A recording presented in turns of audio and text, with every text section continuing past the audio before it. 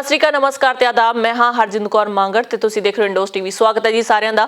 Daily bulletin ਦੀ ਸ਼ੁਰੂਆਤ ਵਿੱਚ ਦੱਸ ਦਈਏ ਕਿ ਇੰਡੋਸ ਟੀਵੀ ਵੱਲੋਂ ਸਪੈਸ਼ਲ ਰਿਪੋਰਟ ਤਿਆਰ ਕੀਤੀ ਗਈ ਹੈ ਕੁਇਨਜ਼ਲੈਂਡ ਦੀ ਤੇ ਨਾਲ ਦੀ ਨਾਲ ਆਸਟ੍ਰੇਲੀਆ ਦੇ ਵਿੱਚ ਕੋਵਿਡ ਕੇਸਸ ਦਾ ਕੀ ਹਾਲ ਹੈ, ਕਿੰਨੇ ਕੇਸਸ ਆਏ ਉਸ ਬਾਰੇ ਤੁਹਾਨੂੰ ਵਿਸਥਾਰ ਤੌਰ ਤੇ ਜਾਣਕਾਰੀ ਦਵਾਂਗੇ। ਦੱਖਣ ਪੂਰਬੀ ਕੁਇਨਜ਼ਲੈਂਡ ਵਿੱਚ ਕੋਵਿਡ-19 ਦੇ 15 ਨਵੇਂ ਕੇਸ ਦਰਜ ਹੋਣ ਤੇ ਸੂਬਾ ਸਰਕਾਰ ਵੱਲੋਂ ਖਤਰਨਾਕ ਡੈਲਟਾ ਵਾਇਰਸ ਦੇ ਪ੍ਰਕੋਪ ਨੂੰ ਰੋਕਣ ਲਈ ਤਾਲਾਬੰਦੀ ਜੋ ਕਿ ਮੰਗਲਵਾਰ ਤੱਕ ਸੀ ਨੂੰ ਵਧਾ ਕੇ ਐਤਵਾਰ ਸ਼ਾਮ 4 ਵਜੇ ਤੱਕ ਕਰ ਦਿੱਤਾ ਗਿਆ ਹੈ।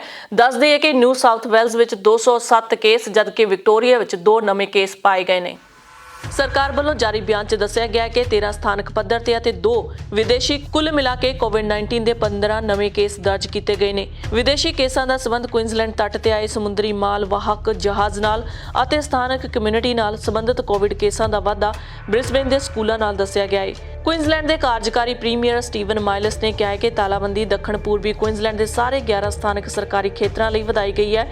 ਇਸ ਨਾਲ 8 ਦਿਨਾਂ ਦੀ ਤਾਲਾਬੰਦੀ ਦਾ ਵਾਧਾ ਹੋਇਆ ਹੈ। ਮਾਈਲਸ ਨੇ ਕਿਹਾ ਕਿ ਅਸੀਂ ਉਮੀਦ ਕਰਦੇ ਹਾਂ ਕਿ ਲੋਕਾਂ 'ਚ ਫੈਲੇ ਖਤਰਨਾਕ ਵਾਇਰਸ ਨੂੰ ਲੱਭਣ ਲਈ ਇਹ ਤਾਲਾਬੰਦੀ ਕਾਫੀ ਹੋਵੇਗੀ ਅਤੇ ਹਰ ਕਿਸੇ ਨੂੰ ਘਰ ਵਿੱਚ ਰਹਿਣ ਦੀ ਜ਼ਰੂਰਤ ਹੈ। ਮਾਈਲਸ ਨੇ ਕਿਹਾ ਕਿ ਬਹੁਤ ਹੀ ਦੁੱਖ ਨਾਲ ਕਹਿਣਾ ਪੈ ਰਿਹਾ ਹੈ ਕਿ ਕੋਵਿਡ ਕਾਰਨ ਏਕਾ ਮੇਲੇ ਨੂੰ ਵੀ ਲਗਾਤਾਰ ਦੂਜੇ ਸਾਲ ਵੀ ਰੱਦ ਕਰਨਾ ਪੈ ਰਿਹਾ ਹੈ। ਉਹਨਾਂ ਨੇ ਕਿਹਾ ਕਿ ਮੈਂ ਜਾਣਦਾ ਹਾਂ ਕਿ ਬਹੁਤ ਸਾਰੇ ਕੁਇਨਜ਼ਲੈਂਡ ਵਾਸੀਆਂ ਲਈ ਇਹ ਉਦਾਸ ਅਤੇ ਨਿਰਾਸ਼ਾਜਨਕ ਹੈ ਜੋ ਕਿ ਏਕਾ ਮੇਲੇ ਨੂੰ ਪਸੰਦ ਕਰਦੇ ਨੇ। ਉਹਨਾਂ ਮੁਤਾਬਕ ਇਸ ਵੇਲੇ ਮੇਲੇ ਨੂੰ ਕਰਵਾਉਣ ਦਾ ਜ਼ੋਖਮ ਬਹੁਤ ਵੱਡਾ ਹੈ। ਇੰਡੋਸ ਟੀਵੀ ਵੱਲੋਂ ਬ੍ਰਿਸਬੇਨ ਦੇ ਹੌਟ ਸਪੌਟਸ ਦਾ ਦੌਰਾ ਕੀਤਾ ਗਿਆ। ਸਤਿ ਸ਼੍ਰੀ ਅਕਾਲ ਜੀ, ਮੈਂ ਹਾਂ ਹਰਜਿੰਦ ਕੌਰ ਮਾਂਗੜ ਤੇ ਤੁਸੀਂ ਦੇਖ ਰਹੇ ਹੋ ਇੰਡੋਸ ਟੀਵੀ। ਜਿਵੇਂ ਕਿ ਤੁਸੀਂ ਮੇਰੇ ਪਿੱਛੇ ਬੈਕਗ੍ਰਾਉਂਡ ਤੇ ਦੇਖ ਸਕਦੇ ਹੋ ਕਿ ਇੰਡੋਰਪੀਲੀ ਸਟੇਟ ਹਾਈ ਸਕੂਲ ਦੇ ਵਿੱਚ ਅਸੀਂ ਖੜੇ ਹਾਂ ਕਿਉਂਕਿ ਇੱਥੇ ਇੱਕ ਸਟੂਡੈਂਟ ਨੂੰ ਕਰੋਨਾ ਪੋਜ਼ਿਟਿਵ ਪਾਇਆ ਗਿਆ ਸੀ, 17 ਸਾਲਾਂ ਦੀ ਕੁੜੀ ਨੂੰ। ਉਸ ਤੋਂ ਬਾਅਦ ਇਸ ਸਕੂਲ ਨੂੰ ਬੰਦ ਕਰ ਦਿੱਤਾ ਗਿਆ। ਪੂਰੀ ਤਰੀਕੇ ਦੇ ਨਾਲ ਕਲੀਨਿੰਗ ਚੱਲ ਰਹੀ ਹੈ, ਡਿਸਇਨਫੈਕਟ ਕੀਤਾ ਜਾ ਰਿਹਾ। ਜੇਕਰ ਦੇਖਿਆ ਜਾਵੇ ਚਾਰੇ ਪਾਸੇ ਬੜੀ ਸਖਤਾਈ ਕੀਤੀ ਗਈ ਹੈ, ਸਿਕਿਉਰਿਟੀ ਲਗਾ ਦਿੱਤੀ ਗਈ ਹੈ ਤੇ ਇੱਥੇ ਹੀ ਸਕੂਲ ਦੇ ਗਰਾਊਂਡ ਦੇ ਵਿੱਚ ਹੀ ਟੈਸਟ ਕੀਤੇ ਜਾ ਰਹੇ ਨੇ। ਜੇਕਰ ਝਾਤ ਮਾਰੀ ਜਾਵੇ ਤਾਂ 1 ਕਿਲੋਮੀਟਰ ਦੇ ਦਾਇਰੇ ਦੇ ਵਿੱਚ ਗੱਡੀਆਂ ਖੜੀਆਂ ਨੇ ਜਿਨ੍ਹਾਂ ਦੇ ਟੈਸਟ ਕੀਤੇ ਜਾ ਰਹੇ ਨੇ। ਬਹੁਤ ਸਖਤਾਈ ਕੀਤੀ ਗਈ ਹੈ, ਡੀ ਰੂਟ ਕੀਤੇ ਗਏ ਨੇ ਟੂਰਸ ਜਿਹੜੇ ਹੈਗੇ ਨੇ ਤੇ ਨਾਲ ਦੀ ਨਾਲ ਇਹਨਾਂ ਨੂੰ ਪਿੱਛੇ ਕੈਮਰਾਮੈਨ ਨੂੰ ਕਹਾਂਗੀ ਕਿ ਤੁਹਾਨੂੰ ਦਿਖਾ ਦਈਏ ਕਿ ਇਸ ਤੋਂ ਬਾਅਦ ਤੁਹਾਡੀ ਕੋਈ ਵੀ ਜਾਣ ਲਈ ਤੁਹਾਨੂੰ ਮਨਾਹੀ ਹੈ ਕਿਉਂਕਿ ਸਕੂਲ ਦੇ ਵਿੱਚ ਬਿਲਕੁਲ ਨਹੀਂ ਤੁਸੀਂ ਜਾ ਸਕਦੇ ਆ।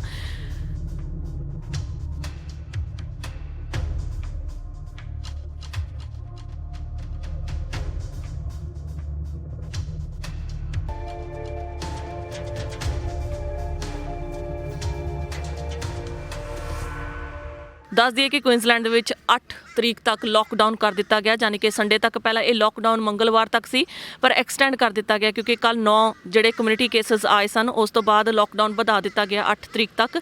ਐਤਵਾਰ ਤੱਕ ਇਹ ਲੋਕਡਾਊਨ ਰਹੇਗਾ। ਜਿੰਨੇ ਵੀ ਉਸ ਕੁੜੀ ਸਟੂਡੈਂਟ ਦੇ ਨਾਲ ਕਲੋਜ਼ ਕੰਟੈਕਟ ਸਨ ਸਾਰਿਆਂ ਨੂੰ ਟਰੇਸ ਕੀਤਾ ਜਾ ਰਿਹਾ, ਉਹਨਾਂ ਦੇ ਟੈਸਟ ਕੀਤੇ ਜਾ ਰਹੇ ਨੇ। ਤੇ ਨਾਲ ਦੀ ਨਾਲ ਤੁਹਾਨੂੰ ਦੱਸ ਦਈਏ ਕਿ 2 ਬੈਕਪੈਕਰਸ ਜਿਹੜੇ ਆਏ ਸਨ ਉਸ ਤੋਂ ਬਾਅਦ ਉਹਨਾਂ ਨਾਲ ਜਿੰਨੇ ਵੀ ਕਲੋਜ਼ ਕੰਟੈਕਟ ਸਨ ਉਹਨਾਂ ਨੂੰ ਕੈਪਚਰ ਕਰ ਲਿੱਤਾ ਗਿਆ ਤੇ ਉਹਨਾਂ ਨੂੰ ਆਈਸੋਲੇਸ਼ਨ ਦੇ ਵਿੱਚ ਹੋਟਲ ਦੇ ਵਿੱਚ ਪਾ ਦਿੱਤਾ ਗਿਆ ਹੈ। ਇਸ ਤੋਂ ਬਾਅਦ ਵੀ ਸਟੇਟ ਪ੍ਰੀਮੀਅਰ ਜਿਹੜੇ ਹੈਗੇ ਨੇ, ਪ੍ਰੀਮੀਅਰ ਐਨਾਸਟਾਸ਼ੀਆ, ਉਹਨਾਂ ਵੱਲੋਂ ਕਿਹਾ ਗਿਆ ਕਿ ਲਗਾਤਾਰ ਲੋਕਾਂ ਨੂੰ ਅਪੀਲ ਕੀਤੀ ਜਾ ਰਹੀ ਹੈ ਕਿ ਵੱਧ ਤੋਂ ਵੱਧ ਸਰਕਾਰ ਦੇ ਨਾਲ ਸਹਿਯੋਗ ਕਰਨ, ਵੱਧ ਤੋਂ ਵੱਧ ਟੈਸਟ ਕਰਵਾਏ ਜਾਣ ਤੇ ਨਾਲ ਦੀ ਨਾਲ ਜਿਹੜਾ ਸੋਸ਼ਲ ਡਿਸਟੈਂਸਿੰਗ ਜਾਂ ਮਾਸਕ ਪਹਿਨਣੇ ਬਹੁਤ ਜ਼ਰੂਰੀ ਕੀਤੇ ਗਏ ਨੇ। ਪੈਟਰੋਲ ਪੰਪਸ ਦੇ ਉੱਤੇ ਵੀ ਉਹਨਾਂ ਨੇ ਕਿਹਾ ਹੈ ਕਿ ਜੇਕਰ ਤੁਸੀਂ ਤੇਲ ਪਾਉਣ ਜਾਂਦੇ ਹੋ ਤਾਂ ਉੱਥੋਂ ਵੀ ਇਨਫੈਕਸ਼ਨ ਦਾ ਬਹੁਤ ਜ਼ਿਆਦਾ ਖਤਰਾ ਰਹਿੰਦਾ ਤਾਂ ਗਲਵਜ਼ ਜ਼ਰੂਰ ਪਾ ਕੇ ਜਾਓ। ਜੇਕਰ ਹੋ ਸਕਦਾ ਤਾਂ ਆਪਣੇ ਹੱਥਾਂ ਨੂੰ ਲਗਾਤਾਰ ਡਿਸਇਨਫੈਕਟ ਕਰਦੇ ਰਹੋ। ਪੈਟਰੋਲ ਪਾਉਂਦੇ ਹੋਏ ਸਾਵਧਾਨੀ ਵਰਤੋ। ਸਿਹਤ ਅਧਿਕਾਰੀ ਜੈਨੇਟ ਯੰਗ ਅਤੇ ਪ੍ਰੀਮੀਅਰ ਐਨਾਸਟਾਸ਼ੀਆ ਆਉਣ ਵਾਲੇ ਸਮੇਂ ਦੇ ਵਿੱਚ ਕਿਹੋ ਜਿਹੇ ਸੁਝਾਅ ਰੱਖਦੇ ਨੇ ਜਾਂ ਕਿਹੋ ਜਿਹੇ ਫੈਸਲੇ ਲੈਂਦੇ ਨੇ ਇਹ ਆਉਣ ਵਾਲਾ ਸਮਾਂ ਦੱਸੇਗਾ। ਕੈਮਰਾਮੈਨ ਗੁਰਪ੍ਰੀਤ ਬਰਾੜ ਦੇ ਨਾਲ ਹਰਜਿੰਦ ਕੌਰ ਮੰਗਟ, ਇੰਡੋਸ ਟੀਵੀ ਆਸਟ੍ਰੇਲੀਆ।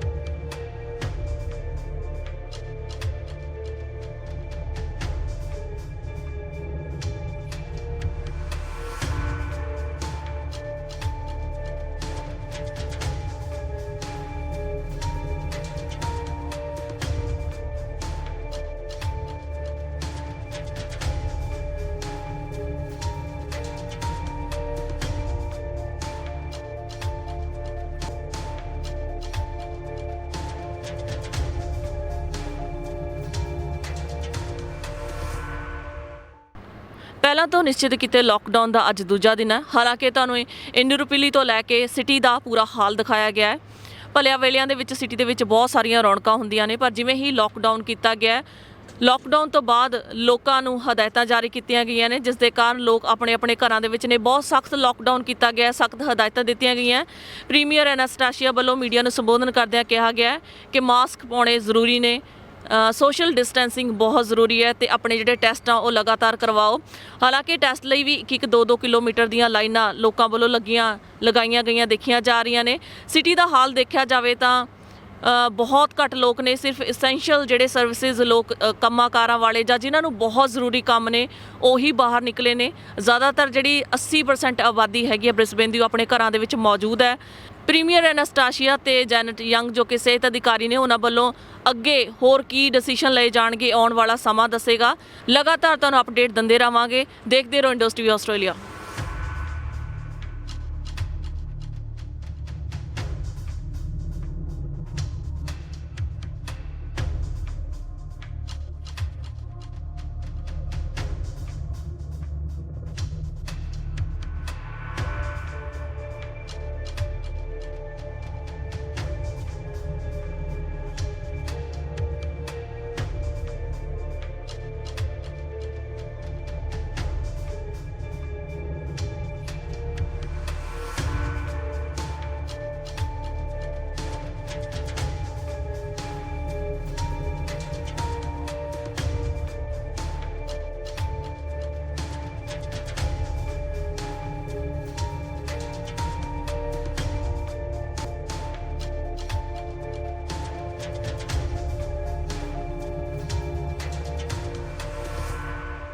ਨਵੀਆਂ ਤੇ ਤਾਜ਼ਾ ਖਬਰਾਂ ਲਈ ਦੇਖਦੇ ਰਹੋ ਇੰਡੋਸ ਟੀਵੀ ਆਸਟ੍ਰੇਲੀਆ। ਇਜਾਜ਼ਤ ਦਿਓ, ਧੰਨਵਾਦ।